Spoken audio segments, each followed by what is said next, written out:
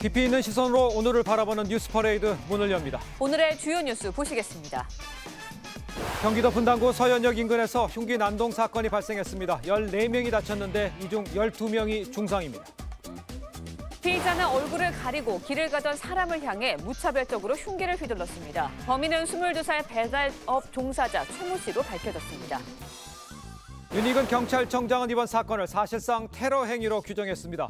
모방 범죄가 우려되는 만큼 경찰은 다중 밀집 장소에 대해서 경찰력을 집중 투입할 계획입니다.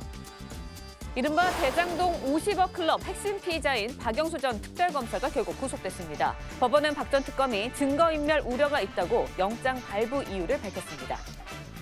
자, 저희는 잠시 뒤에 돌아오겠습니다.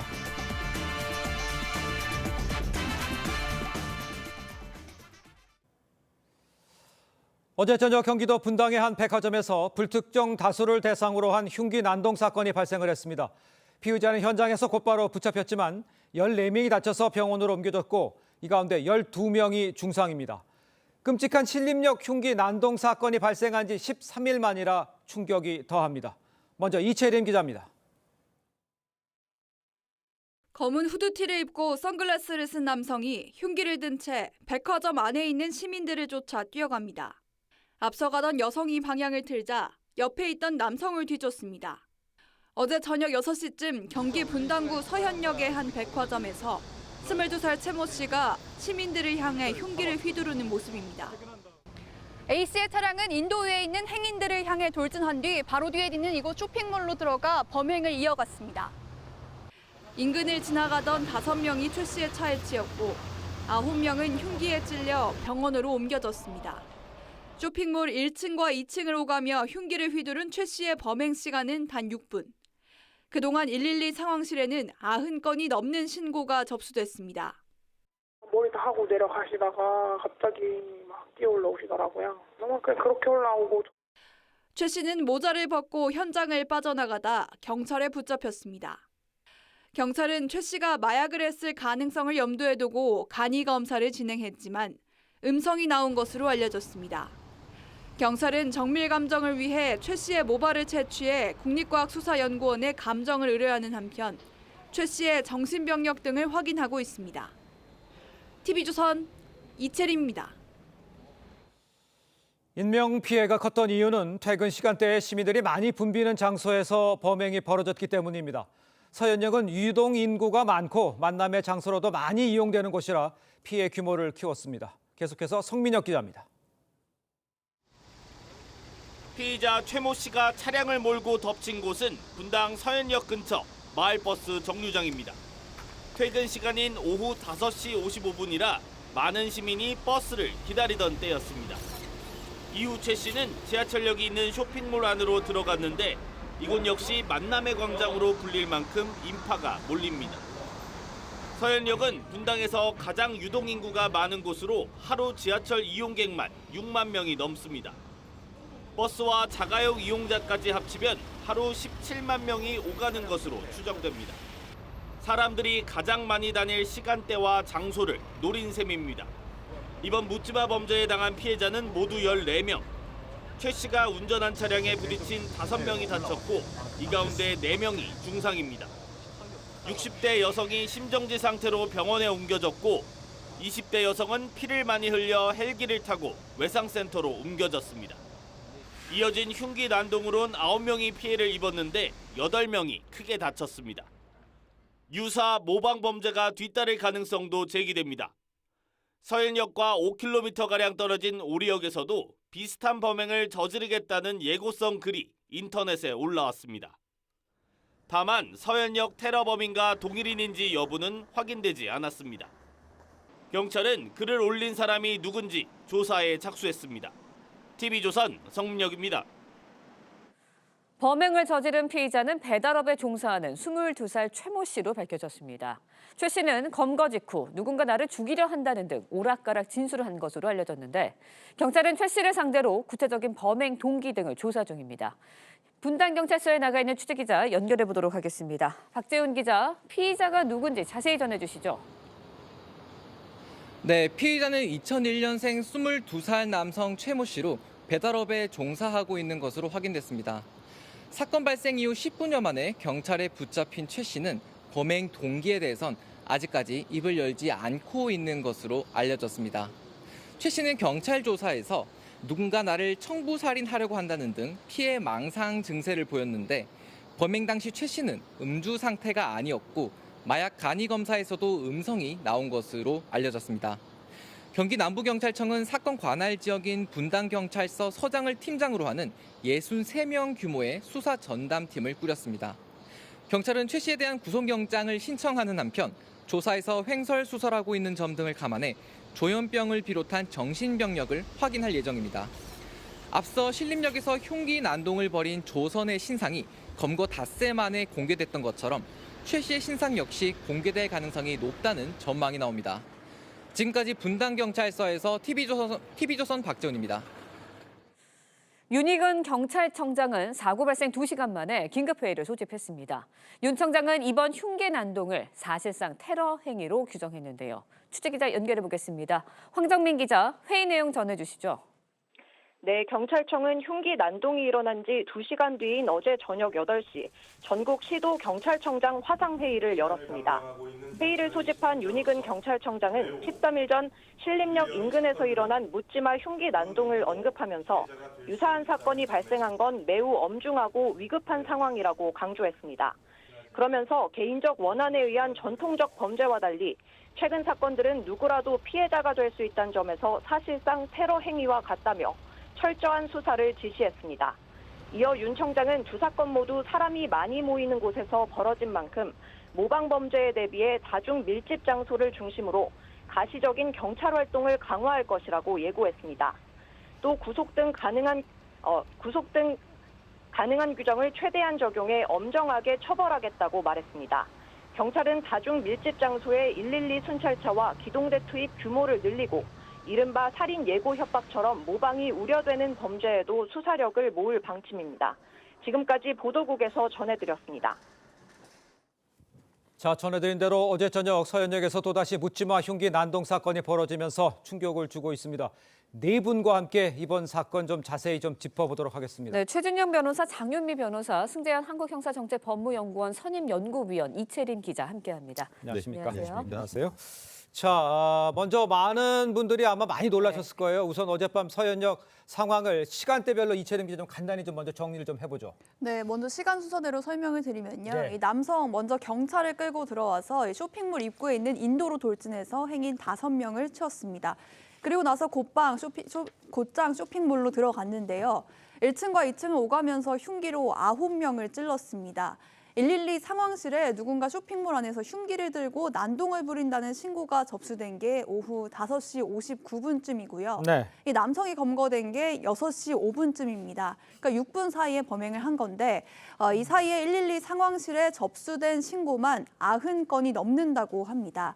피해자 14명 가운데 중상자가 12명인데요. 특히 차에 치인 2명이 상황이 좋지 않은 것으로 알려졌습니다. 그렇군요. 네, 신림역 사건이 일어난 지 2주도 안 돼서 2주도 안 돼서 또다시 불특정 다수를 상대로 한 묻지마 범죄가 발생을 했습니다.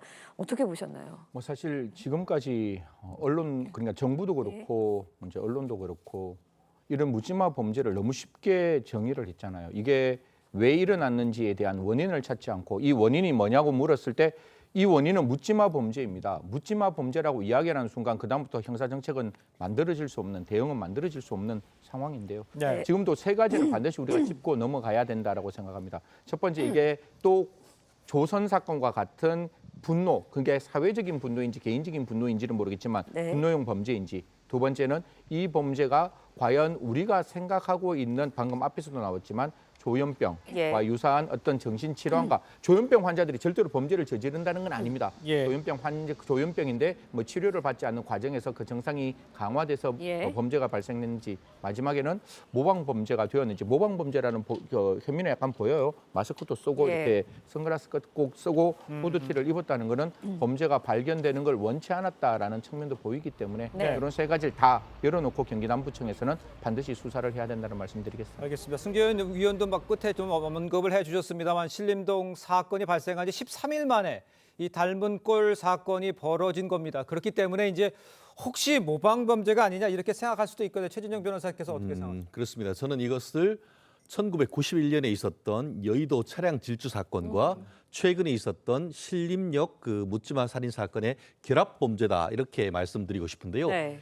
지난번 신림역 사건 같은 경우에는 뭐 바로 차량에 내린 다음에 이 골목에서 그와 같은 엄청난 범죄를 예. 저질렀는데 네. 이번 같은 경우에는 본인이 운전하던 경차를 가지고 가서 네. 거기에서 고의적인 사고를 낸 다음에 차량에서 내려서 쇼핑센터로 들어간 일련의 과정이 있습니다. 이것은 마치 어떤 영화를 하나 어떤 촬영하는 듯한 그런 모습을 보이는 것 같은데요. 네. 말씀드린 것처럼 상당히 고의적이고 계획적인 범죄다라고 밖에 볼 수 없는 것 같습니다. 말씀드린 것처럼 지금 그 신림역 사건 같은 경우에와 굉장히 유사하고 나아가서 신림역 묻지마 사건 같은 경우에는 본인이 이 사건을 저지르기 전에 이 인터넷 검색 내역을 봤더니만 네. 홍콩 쇼핑센터에 있었던 사건을 검색했던 내용을 볼 수 있듯이 그렇군요. 이번 같은 경우에는 홍콩에 있었던 이 쇼핑몰 내에 이 묻지마 살인 사건과 매우 유사한 형태가 있기 때문에 네. 말씀드린 것처럼 여의도에 있었던 그 차량 질주 사건과 오히려 이제 그 네. 홍콩에 있었던 그 사건이 결합된 형태인데 네. 최근에 이와 같은 일련의 범죄를 보고 본인이 어떤 결심을 했다는 점에서 최근에 있었던 그 신림역 사건이 촉매제가 됐을 네. 가능성이 높다 이런 분석이 나오는 것 같습니다. 네, 예. 실민 사건이 일어난 지 얼마 되지 않아서 이번 사건이 일어났기 때문에 두 사건을 놓고 좀 비교를 할 수밖에 없는 상황인데 신림전 사건의 경우에는 이제 범행의 표적이 20, 30대 남성이었습니다. 그런데 서현우 사건의 경우에는 불특정 다수거든요. 모든 네. 연령대고요. 그다음에 여성, 남성 가리지 않았거든요. 그렇습니다. 지금 그 범죄 유형이 두 가지로 나뉘죠. 차량 질주를 한 다음에 예. 흉기를 휘둘렀습니다. 차량 질주는 이 대상을 선별하기가 어렵다라고 해야 되죠. 질주하면은 거기에 모여있던 군중이 다치게 되니까요. 그럼 흉기를 누구에게 휘둘렀느냐. 나이대가 특정되지 않습니다. 20대부터 70대까지 다양하고요. 남녀노소를 불문했습니다. 뭐 성별을 또 뭐 선별했다고 보기도 예. 어렵고 그리고 피해자분들이 흉기 이 난동과 관련한 피해자분들이 다친 부위 관련해서도 네. 어디를 특별히 공격했다고 보이는 흔적은 없습니다. 왜냐하면 뭐 자상을 봤을 예. 때 부위가 옆구리, 복부, 목 그냥 무차별적으로 이 흉기를 휘둘렀다 이렇게 보이는 대목이고요. 지금 네. 말씀 주신 대로 신림역 사건으로부터 2주도 채 지나지 않았기 때문에 그 유사성과 또 차별점에 대해서도 많이 이야기가 되는데 특히 차별점은 신림역 사건 같은 경우에는 아마 대상을 20, 30대 남성 그러니까 본인의 또래 남성으로 타겟팅했다라는 분석이 나오고 있습니다. 아. 본인의 어떤 열등감 등등을 제3자에게 전가하는 과정에서 또래 남성을 범행 대상으로 지목하지 않았겠느냐는 분석이 나오는데 이번 사건은 그런 점과는 좀 분별이 돼 보입니다. 네. 자, 이제 이런 상황에서 이제 아까 뭐 이채림 기자도 언급을 했습니다. 모두 14명이 다치고 그중 12명이 중상이다. 이렇게 알려줬잖아요. 이채림 기자. 지금 이 피해자들 상태는 어떤지를 좀 알 수 있을까요? 네, 일단 두 가지 아까 범행이 두 가지로 나눠진다고 말씀하셨는데 이 쇼핑몰 입구에서 차에 치인 분이 5명인데 예. 특히 네. 이 교통사고를 당하신 분들의 상태가 좀 좋지 않은 걸로 알려져 있습니다. 그렇군요. 또 매장 내부에서 흉기로 다친 피해자가 9명이죠. 이 가운데 14명 중에 12명이 중상이니까 중상자 비율이 높은데요. 차에 치인 60대 여성이 한때 심정지 상태여서 위중한 것으로 알려졌고요. 역시 차에 친 20대 여성 역시 출혈이 많고 의식이 없어서 헬기로 외상센터에 이송돼서 치료를 받고 있습니다. 또 흉기로 다친 피해자들 중에서 일부는 어젯밤에 응급수술을 한 상태여서요. 네. 경과를 조금 더 지켜봐야 할 것 같습니다. 네, 경찰 조사가 이제 진행 중이기 때문에 정확한 상황 좀 더 지켜봐야 할 텐데 앞서 이제 이채림 기자가 설명을 해줬지만 이번 경우를 좀 살펴보면 피해자가 경차로 쇼핑몰로 돌진을 한 다음에 흉기를 휘둘렀거든요. 어떤 심리에서 이런 사건을 좀 벌였다라고 봐야 할까요? 최 변호사님도 말씀 줬는데 그 부분이 저는 조금 소스라치게 놀랄 수밖에 예. 없는 게 보통 여의도 91년 사건은 이렇게 시민들에게 자동차로 공격하고 난 다음에 거기서 범죄를 멈추어요. 왜냐하면 그 피해자 입장에서 내가 범죄를 어디까지 어떻게 해야 될지를 고민하고 그리고 난 다음에 범죄를 할 거 아니에요. 만약에 이게 나름대로 판단이 있는 상황에서 범죄를 저질렀다면 그러면 거기서 보통은 사람이 굉장히 아까 이채림 기자 말대로 굉장히 이렇게 위중한 환자가 2명이 있다면 거기서 어느 정도 범죄가 완성되었다라고 보는데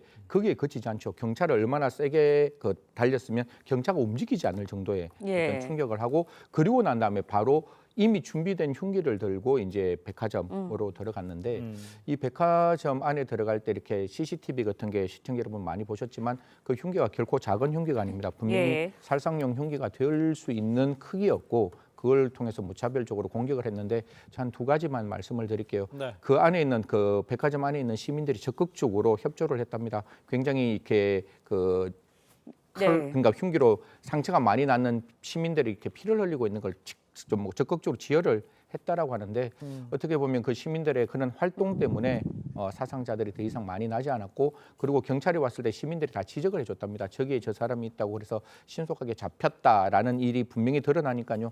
그런 시민들이 협조를 하신 시민들에게는 국가가 꼭 표창을 했으면 좋겠고 그 주위에 있는 시민들에게도 꼭 트라우마 치료가 같이 함께 이루어졌으면 좋겠다는 말씀드리겠습니다. 네. 전체적으로 이제 사건 정황을 좀 보면요. 네. 차를 몰고 가서 피해를 입히고 또 안에 들어가서 저기 흉기로 난동을 부린 거지 않습니까? 전체적으로 봤을 때 변호사께서 보시기에는 이게 계획 범죄일 가능성도 있다라고 볼 수 있는 겁니까? 매우 계획적이라고밖에 볼 수 없지 그렇습니까? 않겠습니까? 말씀드린 것처럼 이미 네.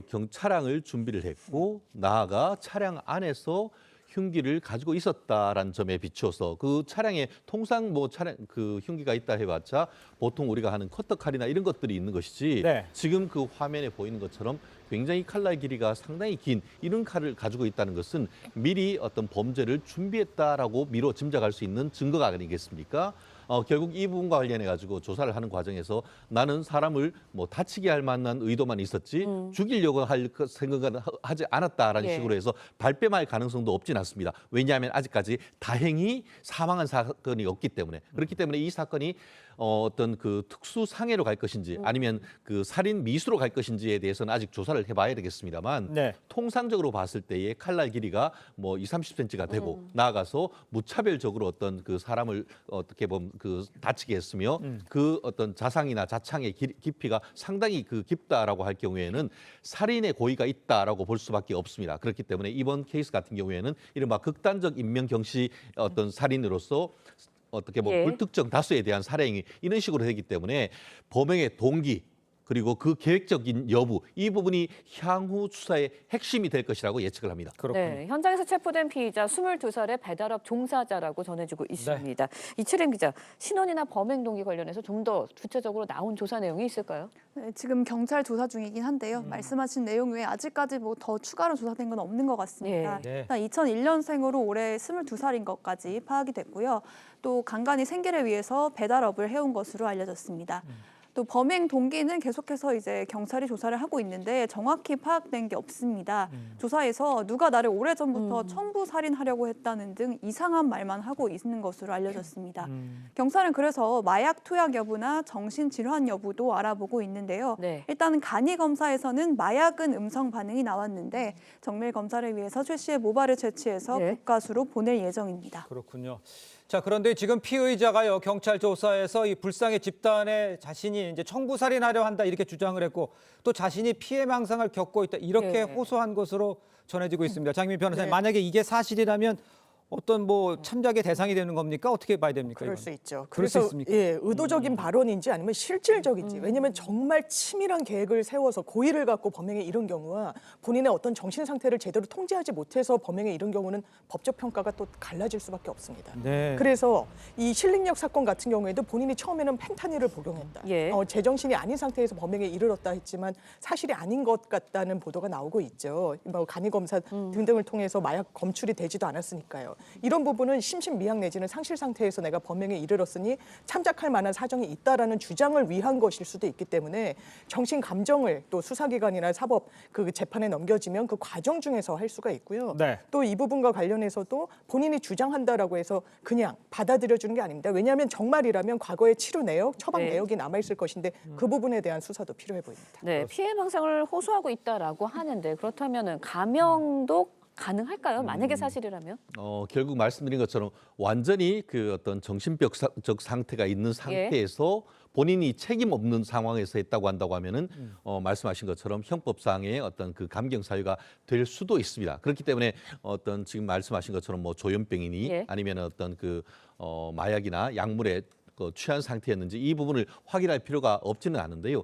그럼에도 불구하고 지금 현재의 대법원 양형 기준을 보면은 가중 사유와 감경 사유가 다 있습니다. 예컨대 이제 어떤 극단적 인명경시 살인이고 또 흉기를 비롯해서 어떤 범행 방법이 매우 어떻게 보면 나쁘고 피해 상황이 어떤 엄중하다 할 경우에는 설령 일정 부분의 어떤 심신미약이라든가 어떤 감경 사유가 있다 하더라도 가중 사유가 훨씬 더 많기 때문에 감경 사유가 최종적으로 양형에 반영될 가능성은 그리 크지 않은데요. 네. 다만 그럼에도 불구하고 본인이 책임이 없는 어떤 특별한 어떤 정신 상황에 어떤 상황이 있다라고 그 부분이 확인될 경우에는 예. 감경될 가능성이 없진 않습니다. 그렇기 때문에 이 부분에 있어서의 어떤 정신병적 어떤 전력이라든가 네. 예. 어떤 그 당시에 어떤 그 정신적 상황이 있었는지에 대한 의사들의 어떤 감정 이런 예. 부분은 앞으로도 어떤 중요한 부분이 될 가능성이 크다고 봅니다. 한 가지만 예. 제가 말씀을 드릴게요. 지금 이제 시청자 여러분께서는 굉장히 좀 이렇게 답답하실 거예요. 정말 이 사람이 정신질환이 있고 정말 이 사람이 그것 때문에 사리 분별력이 없는 상황에서 범죄를 저질렀으면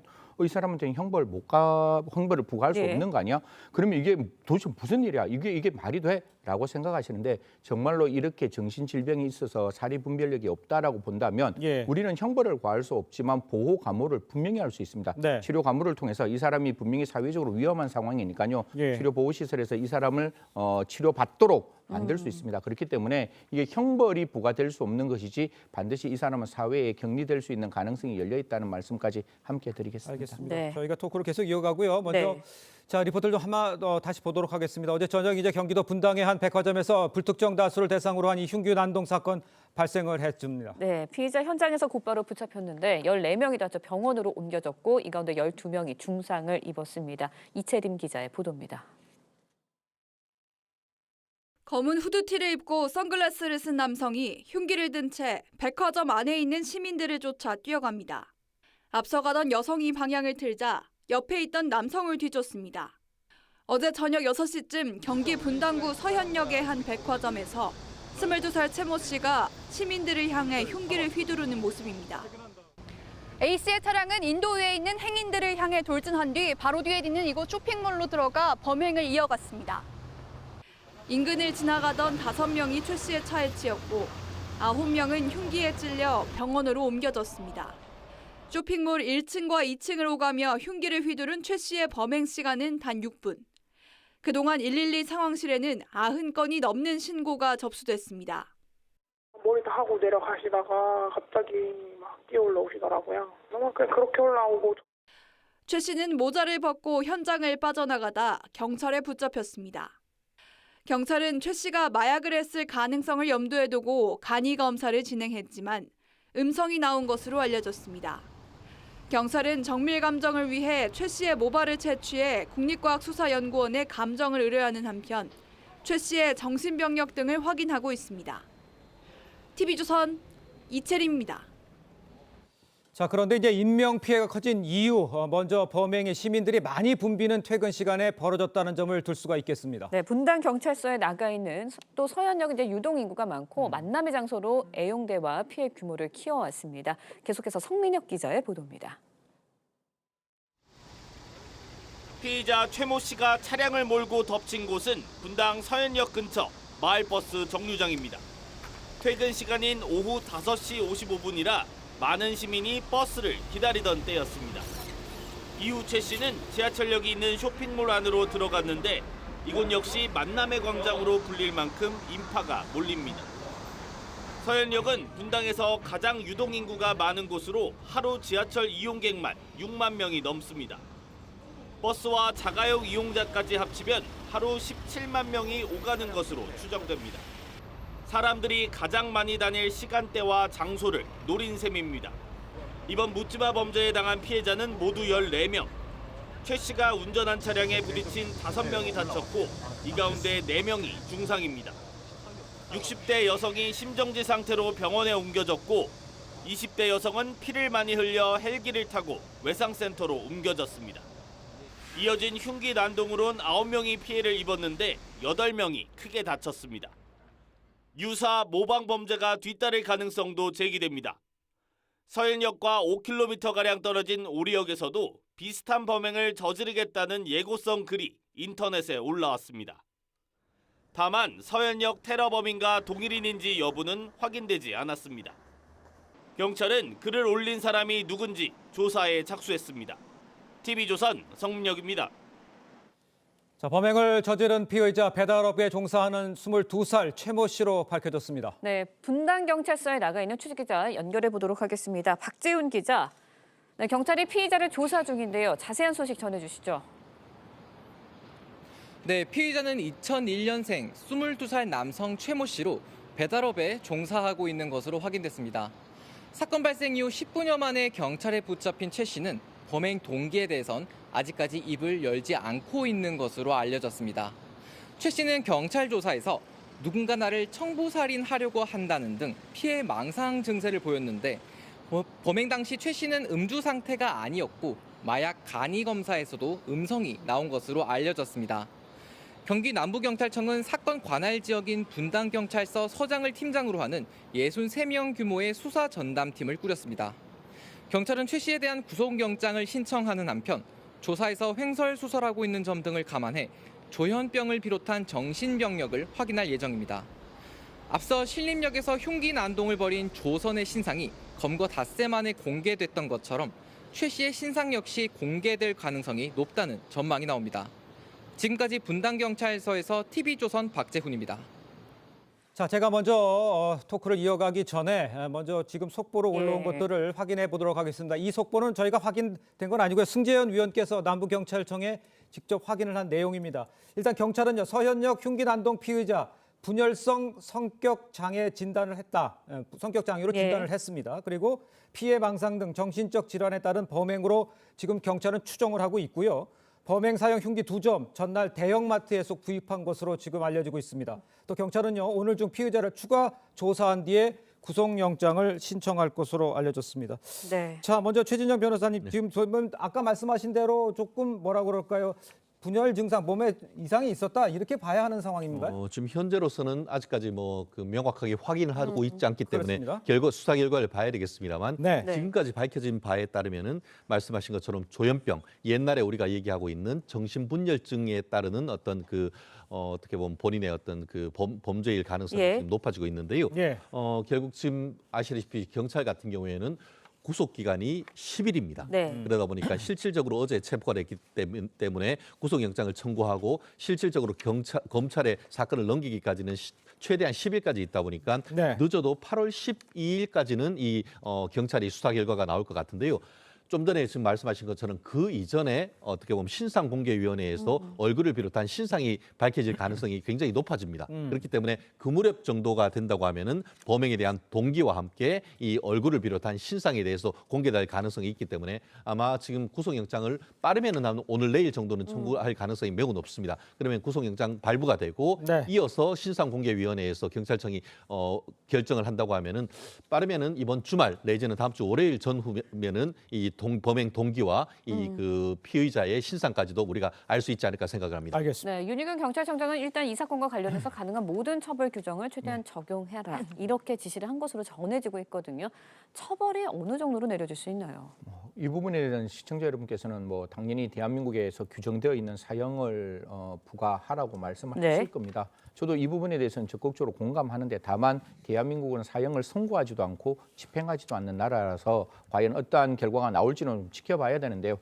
시청자 여러분께 지금 이 사건에 대해서 제가 만약에 형벌의 규정을 좀 설명을 드리면 첫 번째 사람 두 사람을 사람이 있는 곳에 자동차를 몰고 갔잖아요. 그럼 자동차를 몰고 갔다면 우리 앵커 입장에서는 그 자동차를 몰았을 때 그 자동차에 사람이 부딪히면 사망할 수 있으리라는 점은 충분히 이해할 수 있는 일이잖아요. 보통 우리가 미필적 고의라는 게 어려운 게 아닙니다. 자동차를 운전하는 사람이 내가 자동차를 운전하다 사람이 부딪히면 어떻게 할까라고 물었을 때 에이 그래도 괜찮지 그러나 설마 정도가 되면 무조건 미필적 고의가 인정되는 상황이니까 자동차를 몰고 사람 있는 곳으로 갔다 살인죄가 성립될 수 있고 지금 아까 변호사님 말씀대로 그 흉기로 무차별적으로 사람에게 공격했다면 적어도 사람이 사망할 수 있으리라는 점에 대해서는 미필적 고의가 있기 때문에 익명 경시를 위한 그 다중에 대한 살인죄로 양형 기준에서도 가장 높은 양형 기준인 5유형에 해당되지 않을까 그렇게 말씀드리겠습니다. 알겠습니다. 자, 이채린 기자, 이제 올해 묻지마 범죄 사건 수차례 발생을 했죠. 어떤 사건들이 있었는지 좀 정리를 좀 해볼까요? 네, 특히 최근에 2주 전에 신림동 상가 골목에서 조선 씨가 또래 남성들을 상대로 흉기를 휘둘러서 한 명이 사망하고 3명이 다친 일로 충격을 많이 줬죠. 맞습니다. 그런데 지난달 경기 양평에서도 한 남성이 지나가는 행인 2명에게 흉기를 휘둘러서 다치게 하는 일이 있었고요. 1월에 제주에서는 20대 남성이 돌로 또래 남성을 가격하는 일이 있었습니다.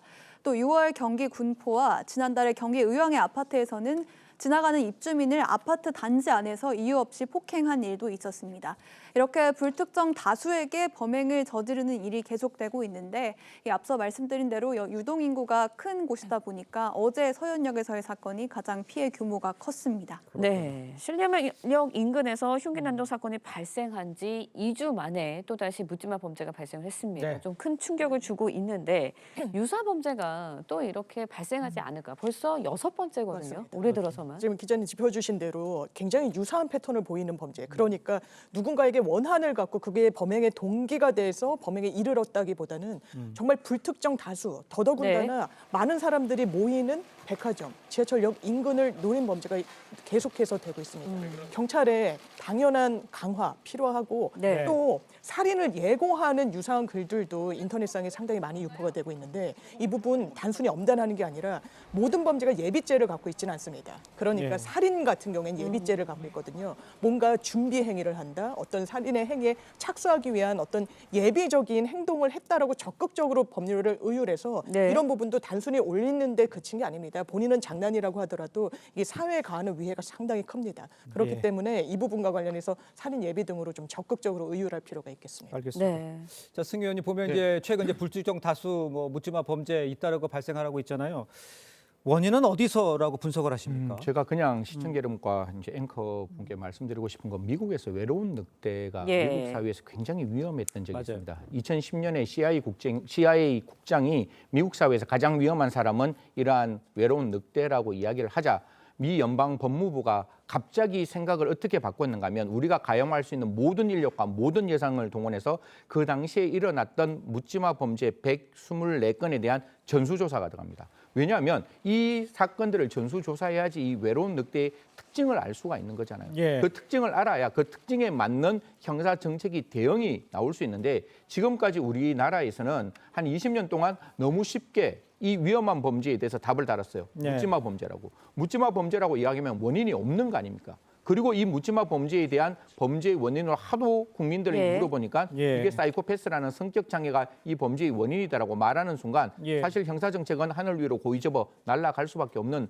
상황이었으니까요. 지금이라도 저는 좀 이렇게 대한민국이 가용할 수 있는 모든 인력과 예산을 들여서 제발 좀 이런 묻지마 범죄에 대한 기본적인 특징을 좀 살폈으면 좋겠다. 우리는 그냥 연역적으로 사고를 해요. 이 사람이 분노 때문에 범죄를 저질렀고 모방 범죄 때문에 범죄를 저질렀고 예. 그다음에 어떤 특정 정신 질병 때문에 예. 범죄를 저질렀다. 이렇게 이야기하는데 미국에서 그런 이야기하면 이게 과연 검증됐느냐라고 저한테 바로 물어봅니다.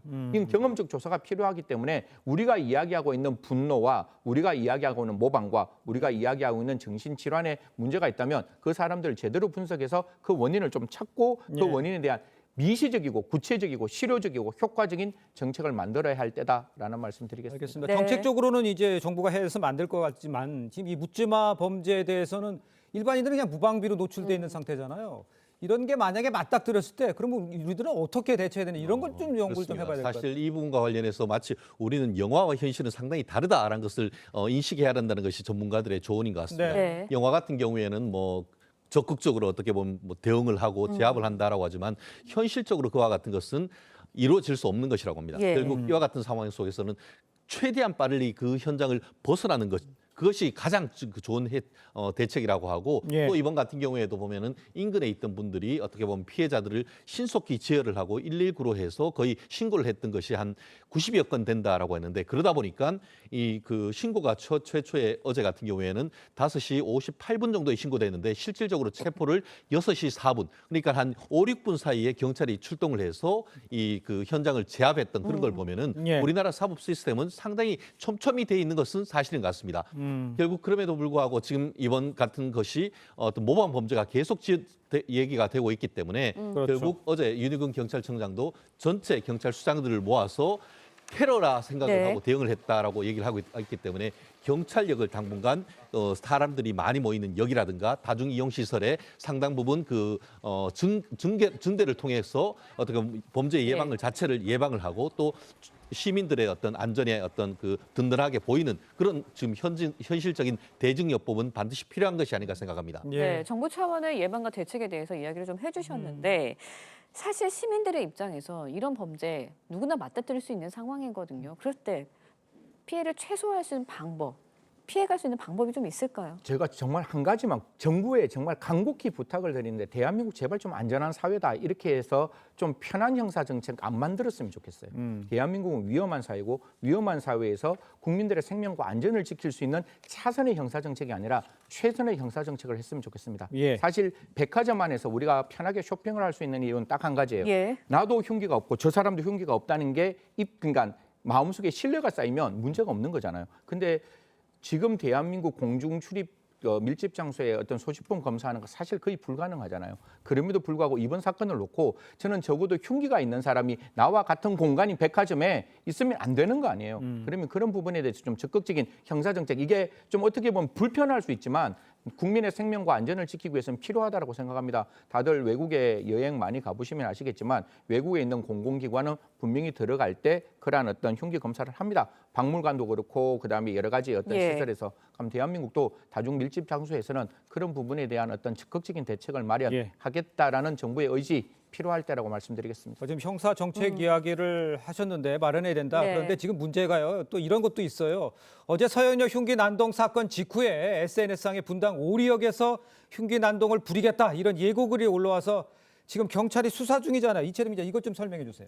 네, 이 글이 SNS에 전 여자친구가 오리역 근처에 살아서 거기에서 범행을 하겠다면서 시간하고 장소까지 특정을 하는 글이 올라왔습니다. 네. 그래서는 더 이상 살고 싶은 마음이 없다면서 최대한 많은 사람, 또 경찰에게까지 피해를 입히겠다고 썼습니다.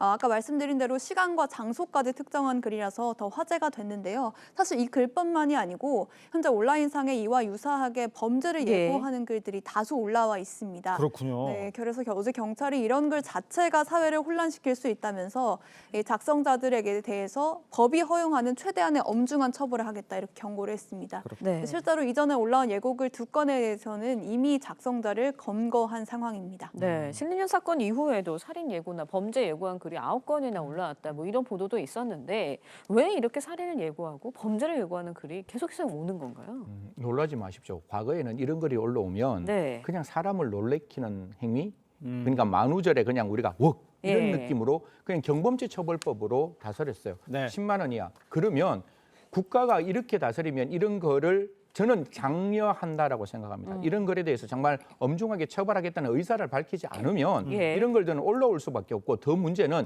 이런 글들 올라올 수 있는 사전 예방적인 정책이 없습니다. 이게 예. 사전 예방적인 정책이 있으면 그 글을 못 올라오게 만들므로써 예방적인 조치를 할 수 있는데 이게 어디서 어떻게 우후죽순같이 올라오는지를 모르면 이 행위에 대한 엄중한 처벌만이 이러한 행동을 억제할 수 있다라고 생각합니다. 국민이 가지고 있는 그 글을 올렸을 때의 기쁨보다 국민이 받을 수 있는 불안감이 크다면 반드시 그 범죄에 대해서는 엄중 처벌하고 한 가지 말씀드리겠습니다. 불특정 다수에 대해서 이러한 협박성 글을 올리는 것도 저는 테러라고 생각합니다. 테러방지법에 구성원 가입죄뿐만 아니라 이렇게 불특정 다수에 대해서 협박하는 글 테러라고 좀 이렇게 판단하고 엄중하게 처벌하는 개정 조항과 더불어 그렇게 되어야 포털에서도 이런 걸 올라오면 지우라고 이야기할 수 있잖아요. 네. 지금 같은 경우에 이게 처벌되는지 안 되는지도 모르면 처벌할 수 없는 거니까요. 좀 국가가 적극적인 대응 필요하다는 말씀드리겠습니다. 알겠습니다. 오늘 말씀 여기까지 듣겠습니다. 네 분과 인사 나누겠습니다. 고맙습니다. 고맙습니다. 감사합니다. 네, 이른바 대장동 50억클럽 의혹의 핵심 피의자인 박영수 전 특별검사가 구속됐습니다. 법원은 박 전 특검이 증거를 인멸할 우려가 있다고 보고 구속영장을 발부했습니다. 황전민 기자의 보도입니다. 서울중앙지법이 박영수 전 특별검사의 구속영장을 발부하며 증거 인멸 염려가 있다고 했습니다. 앞서 검찰은 검사 6명을 투입해 박 전 특검 관련 혐의를 입증할 220여 쪽의 자료를 재판부에 제출했고 50억 클럽이 알려진 후 휴대전화를 부수는 등 증거 인멸 정황이 뚜렷하다고 강조했습니다. 박 전 특검은 지난 6월에 이어 두 번째 영장 심사를 받으러 어제 오전 서울중앙지법에 출석했습니다. 번번이 송구스럽습니다. 있는 그대로 법정에서 말씀드리겠습니다. 박 전 특검 측은 혐의를 전면 부인한 것으로 알려졌습니다. 하지만 검찰이 박 전 특검의 신병을 확보함에 따라 50억 클럽 수사에도 속도가 붙을 전망입니다. 박 전 특검은 2014년에서 2015년 우리은행의 사회이사로 재직하며 대장동업자들의 청탁을 들어주는 대가로 거액의 돈과 부동산을 약속받고 8억 원을 수수한 혐의 등을 받고 있습니다. TV조선 황정민입니다. 네, 오송 지하차도 참사 유가족들이 중대재해법 위반 혐의로 충북도지사와 청주시장, 행복청장 등을 고발했습니다. 검찰 수사본부는 참사 원인 규명에 속도를 내고 있습니다. 구자형 기자입니다. 오송 지하차도 참사 유가족들이 고발장을 들고 검찰청사로 들어갑니다. 고발 대상은 김영환 충북도지사와 이범석 청주시장, 이상래 행복도시 건설청장 등 3명입니다. 설치 관리상의 이 결합해서 발생한 사망이 14명이고 부상자가 10명이 발생했기 때문에 중대시민재해에 해당된다. 유가족 협의회는 충북도지사와 청주시장, 그리고 행복청장이 선출직과 정무직이라는 이유로 수사 의뢰 대상에서 제외된 것에도 불만을 드러냈습니다. 책임은 지지 않고 권한만 누리겠다는 이들의 유가족의 직접 책임을 묻고자 합니다. 검찰은 오송 지하차도 참사 원인을 규명하기 위해 현장 조사에 나섰습니다. 현장 조사에는 하청과 제방 전문가 등 자문위원들도 함께했습니다. 원인을 규명하는 데는 현장 조사와 분석이 무엇보다도 중요하다고 생각합니다. 전문가들로부터 조언을 기술적 자문을 구하고 두 차례의 압수수색을 마친 검찰은 증거물 분석과 철저한 수사로 참사의 원인과 책임을 명백히 가리겠다고 밝혔습니다. TV조선 구자영입니다. 외국 유명 업체가 만든 일부 건강 보조 제품, 감기약이나 마약 유사 성분이 들어있는 것으로 확인이 됐습니다. 식약처는 58개 제품의 국내 반입을 금지했습니다. 신경희 기자입니다. 서울 마포구의 헬스장. 자판기가 있을 만큼 다이어트와 근육 강화 보조제의 인기가 높습니다. 실제로 어떤 성분이 뭔지 모르니까 직구로도 먹고 국내에 판매하고 있는 제품도 먹고 그러고 있습니다. 최근엔 이런 국내 제품뿐 아니라 해외 직구 식품들도 인기입니다. 그런데 식약처가 조사해보니 건강에 해로운 제품이 적지 않았습니다. 유명 음료업체 립톤의 디톡스티에는 국내 사용 금지된 감기약 성분이 들어있었습니다.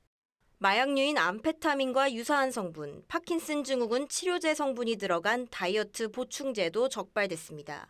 저뿐만 아니라 제 회원분들에게도 많이 추천을 해줬는데 안 좋은 영향을 끼칠까 봐 되게 충격적인 것 같아요.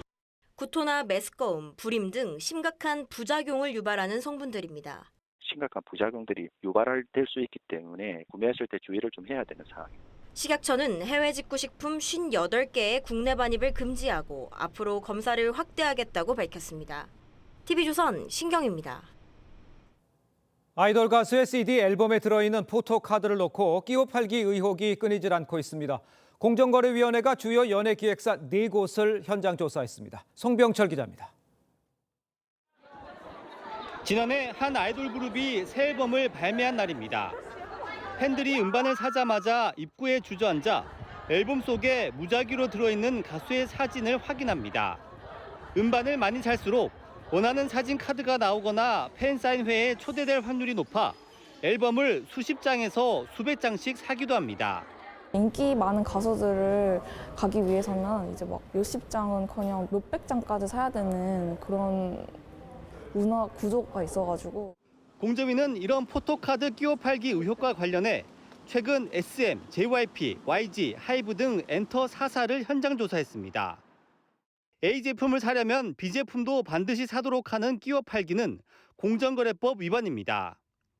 경쟁을 제한했는지, 구입을 강제했는지 등이 핵심 쟁점입니다. 청소년들을 대상으로 과도하게 상품을 팔기 위한 불필요한 조치를 취하는 거 이건 적절하지 않다 이렇게 생각을 합니다. 앞서 공정위는 연예 기획사들이 앨범과 굿즈를 제작하면서 외주업체에 갑질을 했다는 의혹도 조사 중입니다. TV조선 송병철입니다. 제5호 태풍 독수리의 영향으로 중국 베이징에는 140년 만에 가장 많은 비가 내렸습니다. 피해 복구에 속도를 내고 있는데 쓰레기 더미와 침수차들이 쌓여 어려움을 겪고 있다고 합니다. 김자민 기자의 보도입니다. 불도저 한 대가 거센 물살을 뚫고 이동합니다. 옥상에 고립됐던 일가족이 올라탑니다. 허베이성 저저우시 대다수 마을은 여전히 물에 잠겨 주민들이 애타게 구조를 기다리고 있습니다. 가방에 실린 아기가 헬기로 올려지고 침수차에 갇혀 있던 어린이도 구조됩니다. 昨天晚上因为这个比较黑，条件不是很好，我们那个进展还是比较缓慢的。但今天早上是比较快的。 물이 빠진 자리엔 태풍 독수리의 위력이 드러납니다. 차종을 알 수 없을 만큼 찢겨나간 차량들이 쓰레기와 뒤엉켜 여기저기 널브러져 있습니다. 급류에 떠밀려온 어마어마한 양의 쓰레기 더미. 하늘에서 봤더니 쓰레기에 덮여 강물이 안 보일 정도입니다. 건물 앞 도로에는 거대한 싱크홀이 생겼습니다. 태풍의 영향으로 베이징에는 닷새간 740mm가 넘는 비가 내렸습니다. 140년 만에 최대 강우량을 기록했습니다. 중국 정부는 민간 구조대까지 투입해 구조와 복구에 안간힘을 쓰고 있지만 역대급 피해에 통신과 전기마저 끊겨 작업에 난항을 겪고 있습니다. TV조선 김자민입니다. 계속되는 폭염에 동물원의 동물들도 힘겨운 여름을 보내고 있습니다. 얼음 이면수와 과일 케이크 같은 특식을 제공받는다고 합니다. 주재용 기자가 취재했습니다. 사육사가 큰 얼음 덩어리를 들고 바위 위로 올라가더니 그대로 물속으로 던집니다. 잠시 후 물범들이 다가와 코로 얼음 덩어리를 이리저리 굴리며 냄새를 맡습니다. 폭염이 계속되면서 더위에 지친 물범들에게 고등어와 이면수를 얼린 특식이 제공된 겁니다. 여름철에 이제 더위에 활동성이 저하되고 지친 동물들에게 활어를 특식으로 제공해주면서 활동량도 증가시키고 건강 관리도 저희가 하고 있습니다. 무더위에 지친 건 하마들도 마찬가지입니다. 폭염에 지친 하마들은 시원한 열대 과일과 수박 등을 먹으며 더위 스트레스를 해소합니다. 반달가슴곰 가족들도 오랜만에 먹는 달콤한 화채에 신이 났습니다. 맛있게 화채를 파먹는 곰 가족들의 모습에 시민들도 잠시나마 무더위를 잊습니다. 사람도 이렇게 너무 더운데 이렇게 털 가죽 이렇게 두르고 있는 동물도 너무 더울 것 같아요. 근데 지금 저렇게 시원한 거 먹고 있는 거 보니까 저희도 조금 시원해지는 것 같고. 동물원 가족들도 영양식을 챙겨 먹으며 무탈한 여름나기를 하고 있습니다. TV조선 주재용입니다. 네, 청소년들의 발명품을 선보이는 행사가 열렸습니다. 주행 중인 자동차를 이용해 도로 먼지를 모으는가 하면 시각 장애인을 위한 엘리베이터 알림이 등 기발한 발명품들이 소개됐습니다. 장혁수 기자의 보도입니다. 빗물을 쉽게 없앨 수 있는 우산을 만져보고 코딩 체험을 하며 로봇팔도 움직여봅니다. 창의로운 발명품들이 가득한 청소년 발명 페스티벌의 모습입니다. 고등학교 3학년 김영우 군은 주행 중에 생기는 바람을 이용해 도로 위의 먼지를 모으는 집진 장치를 만들어 대통령상을 수상했습니다. 타이어 분진과 브레이크 분진까지 규제를 한다는 소식을 듣고 발명을 하게 되었습니다. 시각장애인들이 주변 사람의 안내나 도움 없이도 엘리베이터를 쉽게 이용하도록 하는 엘리베이터 알림이도 주목을 받았습니다. 할머니가 한쪽 눈이 지금 실명이신데 저희 할머니랑 같이 자라면서 시각장애인분들에 대한 관심이 많이 생기게 됐고요. 오는 토요일까지 3일간 열리는 발명 페스티벌에서는 창의력 챔피언을 뽑는 대회도 열립니다. 이 친구들이 이런 발명을 배움을 통해서 미래의 창의적인 인재로 성장하여서 우리 미래를 책임지는 그러한 인재가 되었으면 좋겠습니다. 이번 발명 페스티벌에는 총 5,702건의 작품이 출품돼 187점이 수상의 기쁨을 얻었습니다. TV조선 장혁수입니다.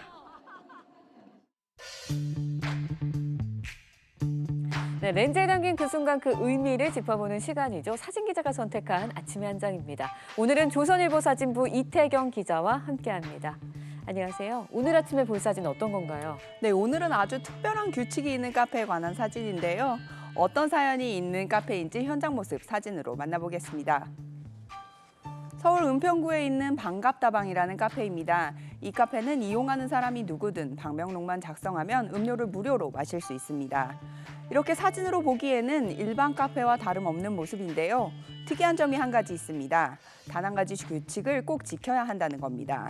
그 규칙은요, 주문한 음료와 다른 음료가 나오거나 음료 제조에 시간이 걸리더라도 불평을 하지 않는 것입니다.